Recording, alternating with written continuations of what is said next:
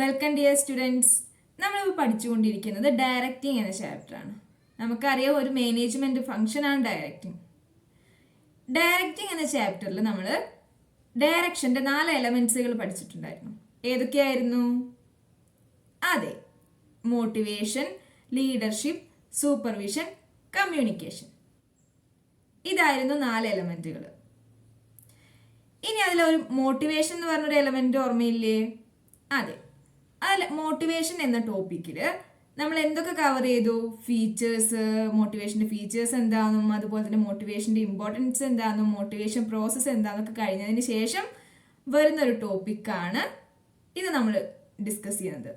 ഏതാണ്? Maslow's need hierarchy theory of motivation. എന്താണെന്ന് നമുക്ക് നോക്കാം. മോട്ടിവേഷൻ എന്താണ്? മോട്ടിവേഷൻ എന്ന് ഓർമ്മയില്ലേ? എന്തായിരുന്നു? Motivation is the process of stimulating people to action to accomplish desired goals. Motivation എന്ന് പറയുന്ന പ്രോസസ്സാണ്. എന്താണ്? ആളുകളെ പ്രവൃത്തി ചെയ്യിക്കുന്നതിന് വേണ്ടിയിട്ട്, ചെയ്യാൻ വേണ്ടിയിട്ട് സ്റ്റിമുലേറ്റ് ചെയ്യാണ്. അത് എന്തിനു വേണ്ടിയിട്ടാണ്? ഗോൾസ് ഒക്കെ അച്ചീവ് ചെയ്യാനായിട്ട്. പിന്നെ പറയാൻ പറ്റും മോട്ടിവേഷൻ എന്ന് പറയുന്നത് ഒരു ഇന്റേണൽ ഫീലിംഗ് ആണ്. നമുക്ക് ഉള്ളിലുള്ള ഒരു തോന്നലാണ്.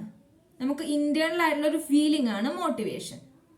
ഇതൊക്കെ ഈ മോട്ടിവേഷൻ എന്തിനു വേണ്ടിയിട്ടാണ് കൊടുക്കുന്നത്? പെർഫോമൻസ് ലെവലൊക്കെ കൂട്ടാൻ വേണ്ടിയിട്ട്, ഇംപ്രൂവ് ചെയ്യാൻ വേണ്ടിയിട്ട്. ഇതിനൊക്കെയാണ് മോട്ടിവേഷൻ ഓർഗനൈസേഷനിൽ കൊടുക്കുന്നത്. അതുപോലെ തന്നെ ഓർഗനൈസേഷനിൽ എന്തൊക്കെ ഇത് കൊടുക്കുന്നത് വഴി എന്തൊക്കെ ഹെൽപ്പ് ചെയ്യുന്നുണ്ട്? എംപ്ലോയി ടേൺ ഓവർ കുറയ്ക്കാനും എംപ്ലോയീസിൻ്റെ ആബ്സെൻറ്റിസം കുറയ്ക്കാനൊക്കെ ഹെൽപ്പ് ചെയ്യുന്നുണ്ട്. അതുപോലെ തന്നെ നമുക്ക് പറയാൻ പറ്റും motivation produce goal directed behaviour.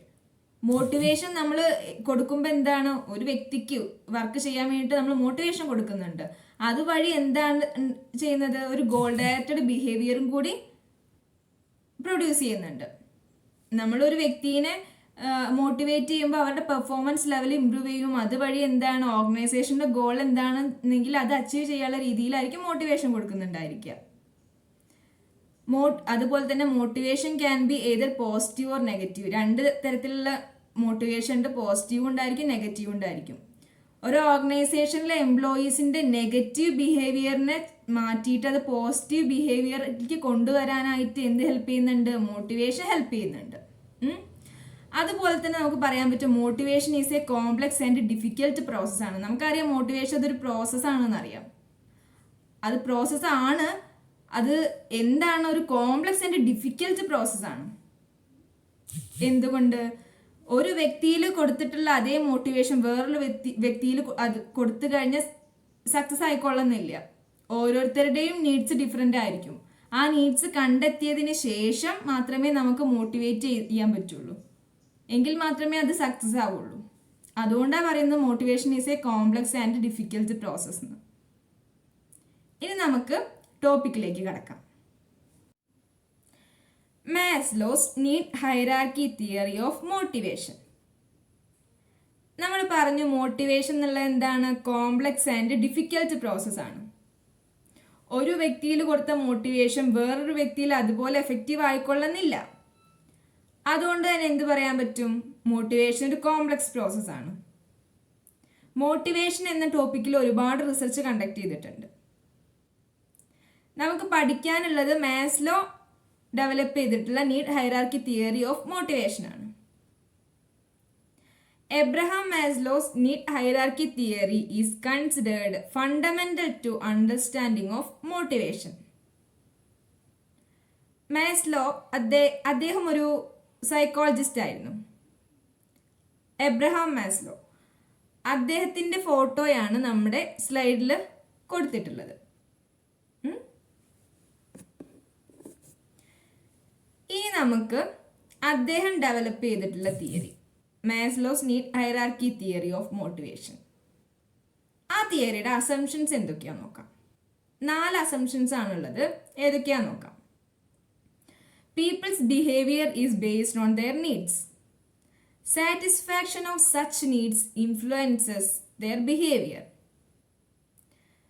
ആളുകളുടെ ബിഹേവിയർ എന്തിനെ ബേസ് ചെയ്തിട്ടാണ്? നീഡ്സിനെ ബേസ് ചെയ്തിട്ടാണെന്നാണ് അദ്ദേഹം പറഞ്ഞിട്ടുള്ളത് തിയറിയിൽ. ആ ബിഹേവിയർ ഇൻഫ്ലുവൻസ് ചെയ്യുന്നത് എങ്ങനെയാണ്? നീഡ്സ് സാറ്റിസ്ഫൈ ചെയ്യുന്നത് വഴിയാണ് ആളുകളുടെ ബിഹേവിയറിനെ ഇൻഫ്ലുവൻസ് ചെയ്യുന്നത്. എന്തായാലും first assumption, people behaviour is based on their needs. നീഡ്സിനെ ബേസ് ചെയ്തിട്ടാണ് പീപ്പിളിന്റെ ബിഹേവിയർ ഉണ്ടായിരിക്കുക. ആ നീഡ്സ് സാറ്റിസ്ഫൈ ചെയ്യുമ്പോൾ അവരുടെ ബിഹേവിയറിനെ ഇൻഫ്ലുവൻസ് ചെയ്യും. അതൊരു അസംഷൻ ആണ്. Second one, people's needs are in hierarchical order starting from basic needs to other higher level needs. അദ്ദേഹം നീഡ്സിനെ ഒരു ഹൈറാർക്കിയൽ ഓർഡറിലായിട്ട് അറേഞ്ച് ചെയ്തിട്ടുണ്ട്. ബേസിക് നീഡ്സ് മുതൽ ഹയർ ലെവൽ നീഡ്സ് വരെയാണ് അദ്ദേഹം അറേഞ്ച് ചെയ്തിട്ടുള്ളത്. ഫസ്റ്റ് ലെവലിൽ ബേസിക് നീഡും ഫിഫ്ത്ത് ലെവലിൽ ഹയർ ലെവൽ നീഡ്സുമാണ് അദ്ദേഹം സെറ്റ് ചെയ്തിട്ടുള്ളത്. നമുക്ക് പഠിക്കുമ്പോൾ ഡീറ്റെയിൽ ആയിട്ട് നോക്കാം. തേർഡ് അസംഷൻ എന്താണ്? A satisfied need can no longer motivate a person. Only next higher level needs can motivate him.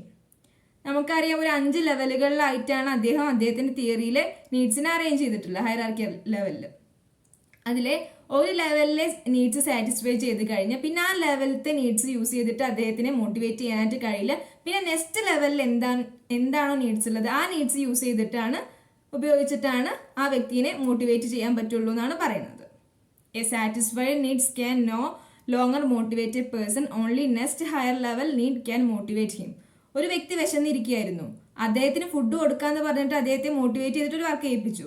അദ്ദേഹം എന്നിട്ട് വയറ് നിറഞ്ഞിരിക്കുമ്പോൾ അദ്ദേഹം വേറൊരാൾ വന്ന് പറയാണ് ഫുഡ് തരാം, ഇത് ചെയ്യുമെന്ന്. പക്ഷെ അയാളുടെ നീഡ്സ് സാറ്റിസ്ഫൈ ചെയ്തു, വയറ് നിറഞ്ഞിരിക്കുക. പിന്നെ ആ ഒരു കാര്യം പറഞ്ഞു കഴിഞ്ഞാൽ അദ്ദേഹത്തിൽ മോട്ടിവേഷൻ വരില്ല, കാരണം വയറ് നിറഞ്ഞിരിക്കുകയാണ്. അപ്പം അദ്ദേഹത്തിന്റെ ഒരു അസംഷൻ ആയിരുന്നു അത്, a satisfied need can no longer motivate a person, only next higher level need can motivate him.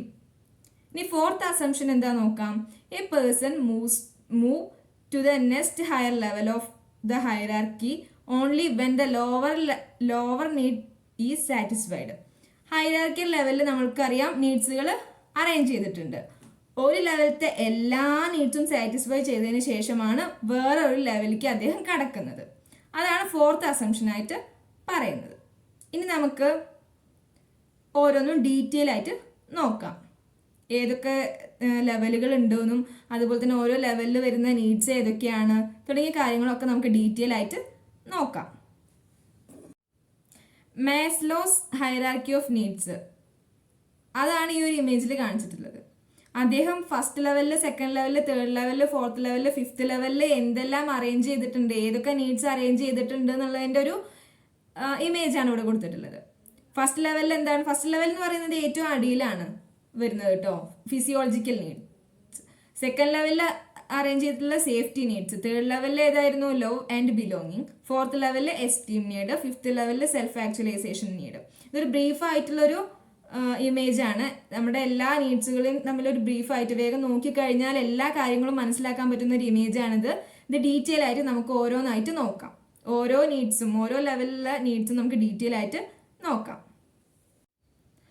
Maslow's need hierarchy തിയറിയിൽ ഫസ്റ്റ് ലെവലിൽ വരുന്ന നീഡ്സ് ആണ് basic physiological needs. These are the basic needs which include food, cloth, hunger, shelter, sleep and sex. If psychological needs are not satisfied, the higher level needs will not be emerged. എന്തൊക്കെയാ physiological നീഡ്സിൽ വരുന്നത്? Food, cloth, hunger, shelter, sleep, sex. ഇതൊക്കെ എന്ത് പറയാൻ പറ്റും? ഒരു ഇൻഡിവിജ്വലിന്റെ point of view നോക്കുകയാണെങ്കിൽ ഇതൊക്കെയാണ് ഫിസിയോളജിക്കൽ നീഡ്സ് ആയിട്ട് വരിക. നമ്മൾ പറഞ്ഞു അസംഷൻ നമ്മൾ ഡിസ്കസ് ചെയ്തിരുന്നു. അതിൽ നമ്മൾ പറഞ്ഞിട്ടുണ്ട് അദ്ദേഹത്തിന്റെ ഫസ്റ്റ് ലെവൽ കംപ്ലീറ്റ് ചെയ്താൽ മാത്രമേ അടുത്ത ലെവലിലുള്ള നീഡ്സ് എന്തൊക്കെയാണെന്ന് വെച്ചെങ്കിൽ അത് എമർജ് ചെയ്യുള്ളൂ എന്ന്. അപ്പോൾ ആദ്യം നമ്മൾ സാറ്റിസ്ഫൈ ചെയ്യേണ്ട നീഡ്സ് ഏതൊക്കെയാണ്? ഫിസിയോളജിക്കൽ നീഡ്സ് ആണ്. ഫിസിയോളജിക്കൽ നീഡ്സിൽ വരുന്നതാണ് food, cloth, hunger, shelter, sleep, sex. ഇതൊക്കെ ഒരു ഇൻഡിവിജ്വലിന്റെ ബേസിൽ നോക്കുമ്പോൾ ഇതൊക്കെ വരുന്നുണ്ട്. ഇനി നമുക്കൊരു ഓർഗനൈസേഷന്റെ പോയിന്റ് ഓഫ് വ്യൂവിൽ നോക്കുമ്പോൾ എന്താ വരിക? എക്സാമ്പിൾ ഓർമ്മയുണ്ടോ? അതായത് ബേസിക് ആയിട്ടുള്ളൊരു സാലറി, ബേസിക് സാലറി ഒരു എക്സാമ്പിൾ ആയിട്ട് നമുക്ക് പറയാനായിട്ട് സാധിക്കും. ഇതാണ് ഫസ്റ്റ് ലെവൽ. മാസ്ലോന്റെ നീഡ് ഹൈറാർക്കി തിയറിയിൽ first level needs physiological needs ആണ്. ഈ നീഡ്സ് സാറ്റിസ്ഫൈ ചെയ്താൽ മാത്രമേ അടുത്തൊരു ലെവലത്തെ നീഡ്സ് എമർജ് ചെയ്യുള്ളൂ. ഇനി നമുക്ക് സെക്കൻഡ് ലെവൽ നീഡ് ഏതാ നോക്കാം. സെക്കൻഡ് ലെവലിൽ വരുന്ന നീഡ്സ് ആണ് safety and security needs. These needs provide security and protection from physical and emotional harm. എന്താ പറയുന്നത്? നമ്മുടെ ചുറ്റുപാടുള്ള എൻവയോൺമെന്റിൽ നിന്ന് നമുക്കൊരു പ്രൊട്ടക്ഷൻ, ഒരു സേഫ്റ്റി ഫീലിംഗ്, അതുപോലെ തന്നെ നമ്മുടെ ഹെൽത്തൊക്കെ ഫിസിക്കൽ കണ്ടീഷനൊക്കെ നല്ല പോലെ മെയിൻറ്റെയിൻ ചെയ്യാൻ പറ്റുക. പിന്നെ നമ്മൾ ആഗ്രഹിക്കാറില്ലേ ഗവൺമെന്റ് ജോലി കിട്ടണം എന്നൊക്കെ. എന്തുകൊണ്ടാണ് ഗവൺമെന്റ് ജോലി കിട്ടണം എന്ന് ആഗ്രഹിക്കുന്നത്? നമുക്കൊരു സെക്യൂരിറ്റി ഫീലിംഗ് തോന്നിയിട്ട്, സെക്യൂർഡ് ആണ്, സേഫ്റ്റി ഉണ്ട് ആ ജോബിനെന്ന് ആലോചിച്ചിട്ട്. അപ്പൊ ഈ നീഡ്സിൽ എന്തൊക്കെ കാര്യങ്ങൾ ഉൾപ്പെടുത്താൻ പറ്റും? ജോബ് സെക്യൂരിറ്റി, നല്ലൊരു സെക്യൂർഡ് ആയിട്ടുള്ള ജോബ് കിട്ടുക, അതൊരു നീഡ്സ് ആണ്. ഇതിൽ സ്റ്റെബിലിറ്റി ഓഫ് ഇൻകം, നമുക്ക് സ്ഥിര വരുമാനം കിട്ടുന്നത്, പെൻഷൻ പ്ലാൻസ്, ഇതൊക്കെ നമുക്ക് ഈ സെക്കൻഡ് ലെവലിൽ ഉൾപ്പെടുത്താൻ പറ്റും. ഈ ലെവലിലെ നീഡ്സ് കഴിഞ്ഞ് ഫുള്ളി അത് സാറ്റിസ്ഫൈ ചെയ്താൽ മാത്രമേ അടുത്ത തേർഡ് ലെവലിലേക്ക് കടക്കുള്ളൂ. നമ്മൾ അസംഷനിൽ പറഞ്ഞിട്ടുള്ളത് ഒന്നും കൂടി ഓർമ്മിപ്പിക്കുകയാണ്. ഇനി നമുക്ക് തേർഡ് ലെവലിൽ ഏതാ നോക്കാം. തേർഡ് ലെവലിൽ വരുന്ന നീഡാണ് സോഷ്യൽ നീഡ്സ്. ഈ നീഡ്സിന് വേറെ പേരുകളിൽ അറിയപ്പെടുന്നുണ്ട്. ഏതൊക്കെയാണ്? അഫിലിയേഷൻ നീഡ്, അതുപോലെ തന്നെ ബിലോങ്ങിങ് നീഡ്സ്. ഇതൊക്കെ ഈ ഒരു ലെവലിനെ തന്നെയാണ് പറയുന്നത്. ഇവിടെ എന്താണ് ഈ ലെവലിൽ എന്തൊക്കെ നീഡ്സ് വരുന്നുണ്ട്? Affection, sense of belongingness, acceptance and friendship.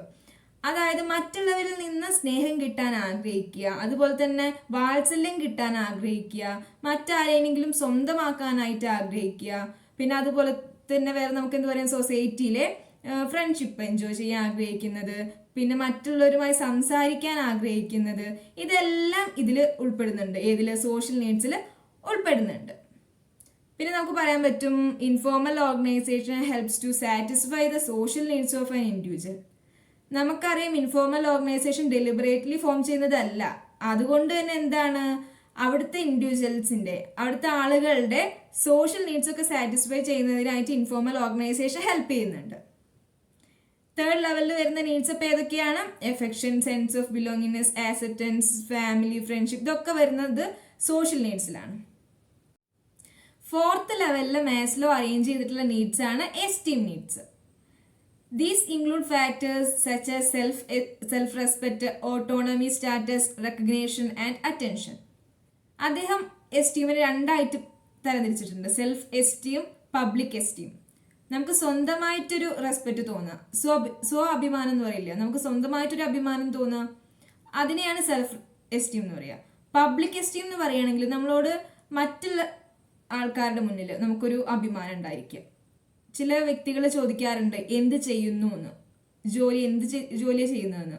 അതൊരു തരത്തിൽ പറയുകയാണെങ്കിൽ എത്രത്തോളം റെസ്പെക്റ്റ് ചെയ്യണം എന്ന് അറിയാനും കൂടിയാണ്. അപ്പൊ നല്ലൊരു പൊസിഷനിലുള്ള ഒരു വ്യക്തിക്ക് എന്താ, ഒരുപാട് റെസ്പെക്റ്റ് കിട്ടും, പബ്ലിക് എസ്റ്റീം ഒരുപാട് കിട്ടും. അതാണ് എസ്റ്റീം നീഡ്സിൽ പറയുന്നത്. സെൽഫ് റെസ്പെക്റ്റ്, അതുപോലെ തന്നെ ഒരു റെക്കഗ്നേഷൻ കിട്ടുക, അതിനൊക്കെയാണ്, അത്തരം നീഡ്സ് ആണ് എസ്റ്റീം നീഡ്സ്. ഈ നീഡ്സിലേക്ക് എത്തണമെന്നുണ്ടെങ്കിൽ എന്താ, തേർഡ് ലെവലിലുള്ള സോഷ്യൽ നീഡ്സ് സാറ്റിസ്ഫൈ ചെയ്ത് കഴിഞ്ഞാലാണ് എസ്റ്റീം നീഡ്സിലേക്ക് എത്തുക. സെൽഫ് ആക്ച്വലൈസേഷൻ നീഡ് നമ്മൾ ആദ്യത്തെ സ്ലൈഡിൽ കാണിച്ചിരുന്നു ഹൈറാർക്കിയൽ ലെവലിന്റെ ഇമേജ്. അതിൽ നമ്മൾ കണ്ടു ഏറ്റവും ഹയസ്റ്റ് ലെവലിലുള്ള നീഡ്സ് ഏതായിരുന്നു? Self actualisation needs. It is the highest level of needs in the hierarchy. ഹൈറാർക്കിയിൽ ഹയസ്റ്റ് ലെവലിലാണ് ഇത് ഉള്ളത്. ഫിഫ്ത്ത് ലെവലിലാണ് സെൽഫ് ആക്ച്വലൈസേഷൻ നീഡ്സ് വരുന്നത്. Self actualisation is the need to maximise one's potential whatever it may be. ഒരു വ്യക്തിക്ക് എത്താൻ കഴിയുന്നതിന്റെ ഏറ്റവും മാക്സിമം ആയിട്ടുള്ള ലെവലാണിത്. പിന്നെ ഒരു കാര്യം പ്രത്യേകം ഓർക്കേണ്ടത് എന്താ വെച്ചാൽ, ഈ ഒരു നീഡ്സ് എല്ലാവർക്കും വന്നോളണമെന്നില്ല, എല്ലാവർക്കും ഉണ്ടായിക്കൊള്ളുന്നില്ല ഈ ഒരു needs. These needs include growth, self fulfilment and achievement of goals. ഇതിൽ ഉൾപ്പെടുന്നത് growth, self fulfilment, achievement of goals. ഈ പറഞ്ഞ കാര്യങ്ങളൊക്കെ സെൽഫ് ആക്ച്വലൈസേഷൻ നീഡ്സിൽ ഇൻക്ലൂഡ് ചെയ്യുന്നുണ്ട്. ഇത്രയാണ് നമ്മുടെ മാസ്ലോ അറേഞ്ച് ചെയ്തിട്ടുള്ളത്. നീഡ്സിനെ അറേഞ്ച് ചെയ്തിട്ടുള്ളത് ഇങ്ങനെയാണ്. 5 ലെവലുകളിലായിട്ടായിരുന്നു മാസ്ലോ നീഡ്സിനെ അറേഞ്ച് ചെയ്തിട്ടുള്ളത്. ഈ ഒരു സ്ലൈഡിൽ കൊടുത്തിട്ടുള്ളത് നമ്മുടെ ടെക്സ്റ്റ് ബുക്കിലുള്ളത് തന്നെയാണ്. എന്താണ്? സെന്ററിലായിട്ട് നമ്മുടെ മാസ്ലോന്റെ നീഡ് ഹൈറാർക്കി തിയറിയുടെ റെപ്രസെന്റേഷൻ ആണ്.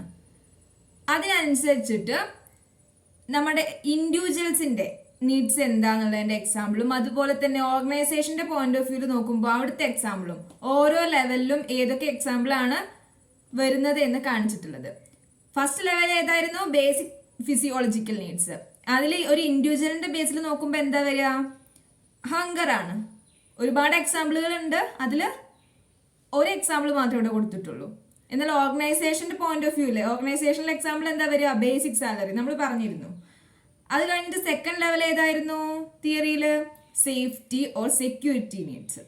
ഒരു ഇൻഡിവിജ്വലിന്റെ പോയിന്റ് ഓഫ് വ്യൂല് സ്റ്റെബിലിറ്റി ഓഫ് ഇൻകം. ഒരു ഓർഗനൈസേഷനിൽ എക്സാമ്പിൾ ഏതാ വരിക? Pension plan. നമ്മൾ സോഷ്യൽ നീഡാണ് തേർഡ് ലെവലിൽ പഠിച്ചിട്ടുള്ളത്. അതെന്താ നമ്മൾ പറഞ്ഞിരുന്നു? Affiliation or belongingness need. അതിലെന്താ? ഒരു ഇൻഡിവിജ്വലിന്റെ ഒരു എക്സാമ്പിൾ എന്താണ്? ഫ്രണ്ട്ഷിപ്പ്. ഒരു ഫ്രണ്ട്ഷിപ്പ് എന്ന നീഡ് അവിടെ വരുന്നുണ്ട്. ഒരു ഓർഗനൈസേഷന്റെ ബേസിൽ നോക്കുമ്പോൾ അവിടെ എന്താ നീഡ് വരിക? Cordial relations with colleagues. ഇനി ഫോർത്ത് ലെവൽ എന്തായിരുന്നു നീഡ്? മാസ്ലോന്റെ ഹൈറാർക്കിയൽ ലെവലില് യെസ്, എസ്റ്റീം നീഡ്സ്. ഒരു ഇൻഡിവിജ്വലിന്റെ എക്സാമ്പിൾ എന്താണ്? സ്റ്റാറ്റസ്. സ്റ്റാറ്റസ് ആയിരുന്നു ഒരു ഇൻഡിവിജ്വലിന്റെ പോയിന്റ് ഓഫ് വ്യൂല് നോക്കുമ്പോൾ. ഒരു ഓർഗനൈസേഷന്റെ പോയിന്റ് ഓഫ് വ്യൂല് നോക്കുമ്പോൾ എന്തായിരുന്നു? ജോബ് ടൈറ്റിലാണ്. ഇനി ഏറ്റവും ഹയസ്റ്റ് ലെവലിലുള്ള നീഡാണ് ഫിഫ്ത്ത് ലെവലിലുള്ളത്, സെൽഫ് ആക്ച്വലൈസേഷൻ നീഡ്. അതൊരു ഇൻഡിവിജ്വലിന്റെ ബേസിൽ നോക്കുമ്പോൾ എന്താണ്? Self fulfilment. ഒരു ഓർഗനൈസേഷന്റെ വ്യൂ പോയിന്റിൽ നോക്കുമ്പോൾ അച്ചീവ്മെന്റ് ഓഫ് ഗോൾസ്. ഇത്രയായിരുന്നു നമ്മൾ ഇന്ന് ഡിസ്കസ് ചെയ്തിട്ടുള്ളത്. ഒന്ന് സമപ്പ് ചെയ്തിട്ട് ഇവിടെ കാണിച്ചിട്ടുണ്ട്. അപ്പൊ ഏതൊക്കെ ലെവലുകളാണുള്ളത്? 5 ലെവലുകളുണ്ട് അദ്ദേഹത്തിന്റെ തിയറിയിൽ. ഏതൊക്കെയാണ്? First level basic physiological needs, safety or security needs, affiliation or belongingness needs, esteem needs, self actualisation needs. ഇത്രയും നീഡ്സ് ആണ് നമ്മൾ ഇന്ന് ഡിസ്കസ് ചെയ്തിട്ടുണ്ടായിരുന്നത്. നമുക്കറിയാം ഇന്നും മാസ്ലോന്റെ നീഡ് ഹൈറാർക്കി തിയറിക്ക് ഒരുപാട് പ്രാധാന്യമുണ്ട്, റെലവെന്റ് ആണെന്ന് പറയാൻ പറ്റും. എങ്കിൽ പോലും ഈ തിയറിക്ക് കുറച്ച് ക്രിറ്റിസിസം ഉണ്ട്. അതായത് നീഡുകൾക്ക് എപ്പോഴും ഒരു ഹൈറാർക്കി ലെവൽ ഉണ്ടാവണം എന്നില്ല. പല ലെവൽസിൽ ഉള്ള നീഡ്സും ചിലപ്പോൾ ഒരു സമയം മോട്ടിവേറ്റ് ചെയ്യാനായിട്ട് ചാൻസ് ഉണ്ട്. ഒരു വ്യക്തിക്ക് സെൽഫ് ആക്ച്വലൈസേഷൻ ആണ് നീഡ് എന്നുണ്ടെങ്കിൽ, ആ ലെവൽ നീഡാണെങ്കിൽ അദ്ദേഹത്തിന് തന്നെ ഫുഡ്, അതായത് ബേസിക് നീഡായിട്ടുള്ള ഫുഡും ആവശ്യമായി വരും. ഇതിൻ്റെ ഒരു ഡീമെറിറ്റ് ആണ്. അതുപോലെ തന്നെ ഒരു വ്യക്തിക്ക് ഒരു നീഡ് മാത്രം ആവണമെന്നില്ല, നീഡ് സാറ്റിസ്ഫൈ ചെയ്താൽ മാത്രം ആവണമെന്നില്ല ഒരു ബിഹേവിയറിനെ ഇൻഫ്ലുവൻസ് ചെയ്യുന്നത്. ചില സമയത്ത് എന്താ എക്സ്പെക്ടേഷൻ, പെർസെപ്ഷൻ, എക്സ്പീരിയൻസ്, ഈ ഫാക്ടേഴ്സ് ഒക്കെ എന്താണ് ഒരു ബിഹേവിയറിനെ ഇൻഫ്ലുവൻസ് ചെയ്യാനായിട്ട് സാധ്യത ഉണ്ട്. ഇതൊക്കെ ഇതിന്റെ ക്രിറ്റിസിസം ആയിട്ട് പറയപ്പെടുന്നുണ്ട്. എങ്കിൽ പോലും മാനേജേഴ്സിന് എംപ്ലോയീസിന്റെ നീഡ് ലെവൽ ഏതാണെന്ന് മനസ്സിലാക്കാനായിട്ട് അതനുസരിച്ചിട്ട് അവർക്ക് മോട്ടിവേഷൻ കൊടുക്കാനായിട്ട് സാധിക്കും. എന്ത് കാരണം? ഈ നീഡ് ഹൈറാർക്കി തിയറി നോക്കിയിട്ട്. അതുകൊണ്ട് ഈ ഒരു തിയറിക്ക് ഇന്നും ഒരുപാട് റെലവെന്റ് ആണ്. ഇന്നടുത്ത ടോപ്പിക്ക് മാസ്ലോസ് നീഡ് ഹൈറാർക്കി തിയറിയാണ്. Thank U.